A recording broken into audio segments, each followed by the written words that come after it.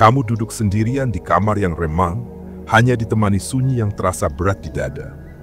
Di luar jendela, dunia terus bergerak, tetapi bagimu waktu seperti membeku. Rasanya seolah ada kabut gelap yang menggantung di pikiranmu. Kabut yang tidak bisa kau hapus dengan logika, dengan doa-doa hafalan, atau bahkan dengan sekadar menutup mata dan berharap pagi akan membawa terang. Kamu pernah merasakannya, bukan? Rasa hampa yang membuatmu bertanya, apakah ini akhir dari diriku atau justru awal dari sesuatu yang belum bisa kupahami? Sekarang bayangkan sesuatu yang lebih mengganggu. Bagaimana jika apa yang kau sebut sebagai depresi itu bukan penyakit? Bagaimana jika penderitaan yang kau benci, yang coba kau hindari dengan segala cara, justru adalah gerbang menuju kebangkitan? Ini terdengar gila, bukan? Karena sepanjang hidup, kamu diajarkan bahwa kesedihan adalah musuh, bahwa kegelapan harus diusir, bahwa jika kau merasa hilang arah, berarti ada yang salah dalam dirimu. Namun disitulah paradoks besar menunggu. Carl Jung, dalam kitab terlarangnya The Red Book, buku merah yang disembunyikannya dari dunia selama puluhan tahun, mengungkap sesuatu yang mampu mengguncang keyakinanmu. Bahwa kehancuran batin bukanlah tanda kelemahan, melainkan undangan ilahi untuk memulai perjalanan menuju jiwamu yang sejati. Bahwa depresi, alih-alih kutukan, justru cahaya samar yang memanggilmu untuk menembus kegelapan ilusi. Sekarang, tanyakan pada dirimu, berapa lama lagi kau akan terus menolak panggilan itu? Berapa lama lagi kau akan menambal retakan jiwamu dengan kebisingan dunia? Padahal justru retakan itulah tempat cahaya masuk. Mengapa kamu begitu takut menatap dalam-dalam luka yang telah lama kau kubur? Dan inilah pertanyaan yang menghantui setiap orang yang cukup berani menyelam lebih dalam. Jika yang selama ini kau hindari adalah jalan menuju keselamatanmu, apakah kau masih akan lari? Jika di balik kabut gelap itu tersembunyi wajah aslimu yang selama ini kau ingkari, apakah kau punya keberanian untuk menemuinya? Bayangkan Carl Jung duduk sendirian, diteror mimpi-mimpi ganjil, dikejar sosok-sosok dari bawah sadarnya, menulis dengan tangan gemetar di lembaran merah yang akhirnya dia kunci rapat dari dunia. Bukan karena ia malu, tapi karena ia tahu apa yang tertulis di sana terlalu berbahaya bagi jiwa-jiwa yang belum siap menatap kebenaran. Dan kini, kamu telah mengetuk pintu itu. Kamu telah membaca tanda-tandanya.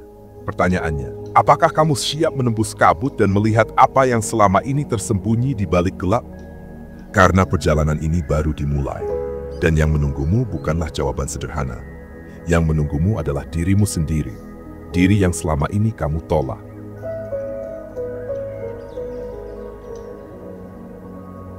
Apa yang membuat depresi begitu menakutkan bagimu? Bukan sekadar rasa sedih, bukan sekadar hampa. Yang benar-benar menakutkan adalah karena ia mencabut semua kepastian yang selama ini kau pegang erat. Kamu dibesarkan dalam dunia yang menjanjikan bahwa kerja keras adalah sukses, cinta adalah kebahagiaan, dan pencapaian adalah harga diri.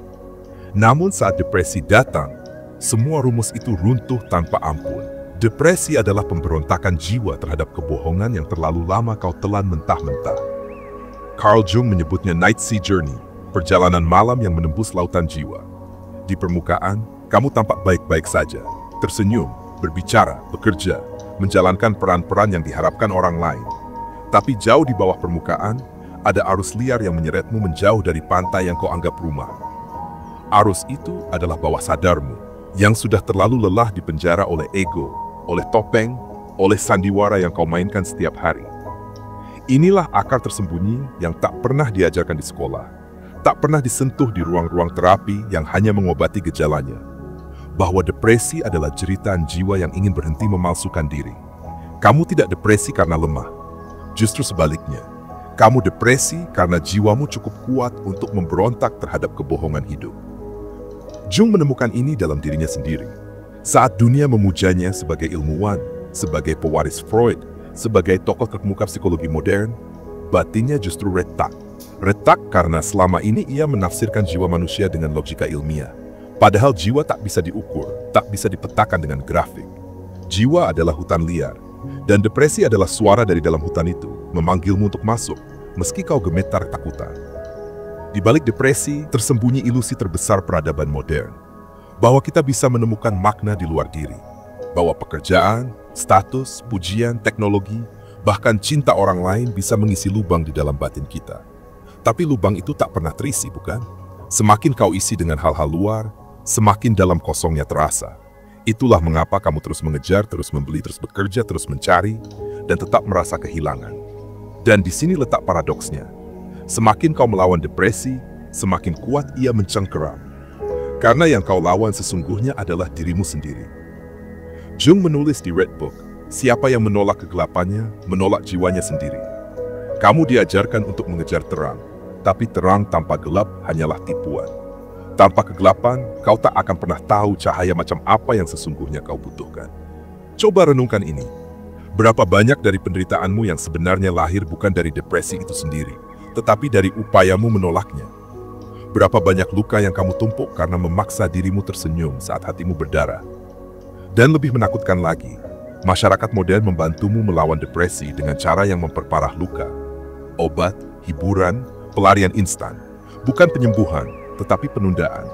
Depresi menjadi musuh kolektif, sesuatu yang harus dibungkam, bukan dipahami. Tapi kini kamu sudah tahu bahwa depresi bukanlah monster yang datang dari luar. Depresi adalah bayanganmu sendiri yang menuntut untuk dikenali, yang menuntut kamu berhenti berlari. Dan disinilah, tanpa kamu sadari, benih kebangkitan itu mulai tumbuh.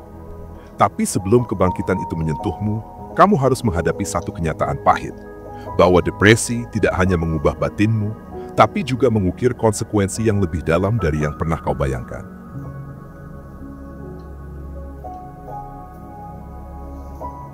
Bayangkan dirimu berjalan di kota yang ramai. Lampu neon berkelip, orang-orang lalu lalang, suara tawa, suara musik, hiruk-pikuk kehidupan modern. Namun di dalam dirimu, hening, bisu. Seolah kamu adalah bayangan di antara kerumunan, ada, tapi tak benar-benar hadir. Itulah salah satu konsekuensi tak terlihat dari depresi. Kamu menjadi asing di duniamu sendiri. Tak ada yang mengajarkanmu betapa licinnya perangkap ini. Depresi tak hanya membuatmu murung. Ia menyelinap ke dalam cara kamu mencintai, bekerja, bermimpi. Ia mengajarkan otakmu untuk mematikan rasa agar kamu tak lagi terluka. Dan saat rasa mati, bukan hanya luka yang hilang, tapi juga kemampuanmu untuk benar-benar bahagia. Kebahagiaan terasa seperti cerita yang kau dengar dari orang lain, bukan pengalaman yang kau hayati sendiri. Carl Jung menyebut ini alienasi batin. Bukan hanya terasing dari dunia, tapi terasing dari dirimu sendiri. Kamu bangun di pagi hari, menjalani rutinitas, tersenyum pada orang-orang, tapi di dalam, kamu tak tahu lagi siapa dirimu. Apa yang kau inginkan? Apa yang membuatmu hidup? Semuanya kabur, semuanya kehilangan warna. Lebih dalam lagi, depresi menciptakan pola pikir yang licik. Kamu mulai percaya bahwa dirimu memang rusak, bahwa ini adalah takdirmu, bahwa kamu tak layak mencintai atau dicintai. Dan dari sinilah lahir lingkaran setan. Semakin kamu percaya bahwa kamu rusak, semakin kamu menjauh dari cahaya. Semakin kamu menjauh, semakin gelap dunia terasa. Bukan karena dunia benar-benar gelap, tapi karena jiwamu telah menutup matanya sendiri. Dan lihat bagaimana masyarakat memperparah luka ini. Dunia modern memujamu saat kamu produktif, saat kamu ceria, saat kamu tampil kuat. Tapi saat kamu rapuh, saat kamu jujur mengakui betapa gelapnya isi hatimu, dunia membisikkan satu pesan halus. Sembunyikan itu. Jangan merusak suasana. Maka kamu belajar menjadi aktor. Menutupi depresi dengan tawa palsu, dengan kesibukan tanpa makna, dengan pencapaian yang kosong. Depresi menjadi bayangan yang harus kamu buang ke sudut ruangan. Tapi bayangan itu tak hilang. Ia tumbuh dalam gelap.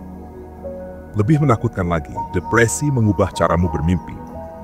Dulu kamu bercita-cita karena jiwamu ingin terbang. Sekarang, kalaupun kamu bermimpi, itu hanya untuk melarikan diri dari rasa sakit. Mimpi kehilangan makna, hanya menjadi alat untuk menipu diri bahwa kamu masih hidup.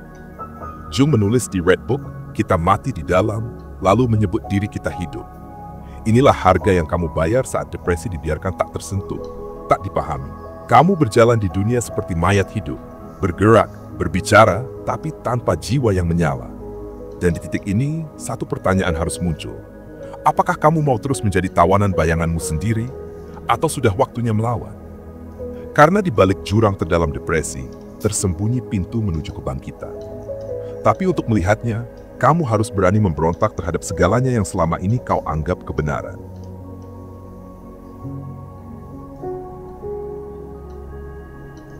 Inilah saatnya memberontak.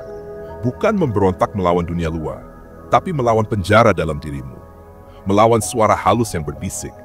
Kamu tak berharga. kamu sudah rusak. Karena kebenaran yang paling menakutkan sekaligus paling membebaskan adalah ini, tak ada yang bisa menyelamatkanmu selain dirimu sendiri. Carl Jung tahu rasa takut ini. Di dalam Red Book, ia menulis tentang perjalanannya turun ke dalam kegelapan batin, menghadapi iblis-iblis dirinya, mendengar suara-suara yang selama ini ia tutupi. Ia menyebutnya The Night Sea Journey, perjalanan malam menembus lautan gelap jiwa. Ia tidak mencari jalan keluar dengan melarikan diri, tetapi dengan masuk lebih dalam.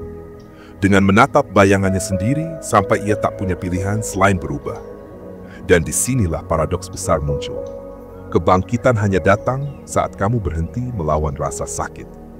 Kamu harus berhenti menganggap depresi sebagai musuh yang harus dihancurkan dan mulai melihatnya sebagai guru. Seperti luka di tubuh yang mengajarkan kita untuk berhati-hati, depresi adalah luka jiwa yang memanggilmu untuk mendengar pesan yang telah lama kau abaikan. Bagaimana caranya?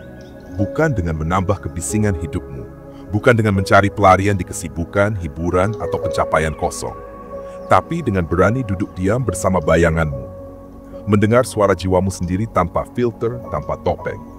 Jung mengajarkan kita untuk memulai dengan langkah-langkah kecil tapi radikal. Tulis mimpimu, bayangkan dialog dengan bagian jiwamu yang paling kau takuti, biarkan imajinasi liar dan gelapmu berbicara tanpa sensor. Biarkan simbol-simbol muncul, simbol yang akan membimbingmu menembus labirin batinmu sendiri. Inilah yang ia lakukan di Red Book. Ia biarkan jiwanya berbicara melalui gambar-gambar dan kata-kata yang lahir dari kedalaman tak sadar. Bukan untuk dinilai, tapi untuk dipahami. Dan kamu bisa memulai dengan satu keberanian sederhana. Berhenti lari, duduk diam, rasakan sakitnya, dan tanyakan pada bayanganmu, apa yang ingin kau ajarkan padaku? Lihatlah tokoh-tokoh yang telah menempuh jalan ini. Nietzsche yang menulis Thus Spoke Zarathustra setelah tenggelam dalam jurang kehancuran dirinya. Dostoevsky yang menemukan makna hidup setelah menatap kematian di regu tembak. Mereka semua menemukan pencerahan bukan di puncak kemenangan, tapi di dasar kegagalan. Karena hanya di dasar, kamu bisa membangun pondasi baru, dan di sanalah pemberontakan sejati lahir. Bukan melawan rasa sakit, tapi melawan kebohongan yang selama ini kau telan. Bahwa kamu harus selalu kuat, bahwa kamu harus selalu bahagia, bahwa kegelapan adalah hal yang harus dikubur. Tidak. Kegelapan itu harus dipeluk, agar kamu bisa menemukan cahaya yang lahir dari dalam dirimu sendiri.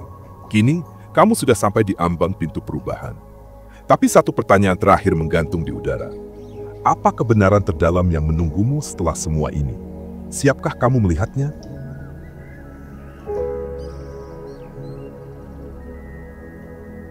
Setelah perjalanan panjang menembus gelapnya lautan batinmu, kamu akhirnya tiba di sebuah tempat yang tak pernah kamu duga. Bukan surga penuh cahaya, bukan pula neraka penuh api, tapi ruang kosong, sunyi, tanpa bentuk, tanpa suara. Hanya ada kamu dan kebenaran yang telanjang. Di ruang ini, tak ada lagi musuh yang harus dilawan. Tak ada lagi bayangan yang harus ditakuti. Karena kamu menyadari sesuatu yang selama ini tak terucap, sesuatu yang Jung tuliskan di halaman-halaman paling rahasia dari Red Book, bahwa kegelapan itu adalah dirimu sendiri dan selama ini kamu berperang melawan dirimu sendiri. Ini adalah kebenaran terdalam yang menakutkan sekaligus membebaskan. Depresi bukanlah kehancuran dirimu. Ia adalah panggilan untuk lahir kembali. Semua yang selama ini kamu sebut penderitaan, kehampaan, kehilangan, itu bukan akhir. Itu adalah awal. Depresi adalah pintu gerbang yang membawamu ke tanah kosong, tempat di mana ego lama terkubur, dan jiwa sejati menanti untuk dibangun kembali. Lihatlah dunia dengan mata baru. Bukankah selama ini kita diajari untuk menghindari gelap? Kita dipaksa percaya bahwa hidup yang baik adalah hidup yang penuh terang, penuh tawa, penuh pencapaian. Padahal siapa yang pernah benar-benar tumbuh tanpa terlebih dahulu runtuh? Siapa yang pernah menemukan makna tanpa terlebih dulu kehilangan segalanya? Jung mengerti ini. Dalam Red Book ia menulis, aku harus menerima bahwa aku tidak tahu lagi siapa aku. Dan justru disitulah aku mulai mengenal diriku sendiri. Dan kamu, maukah kamu melepaskan semua ilusi tentang siapa kamu selama ini agar bisa memeluk dirimu yang sejati? Inilah pencerahan yang tak diajarkan oleh sekolah, agama, atau masyarakat. Bahwa kebangkitan bukanlah pencapaian yang kamu raih dengan memanjat lebih tinggi. Kebangkitan adalah saat kamu berani turun, masuk, menyatu dengan bayanganmu. Dan di sana, kamu tak lagi membenci lukamu, tapi bersyukur padanya.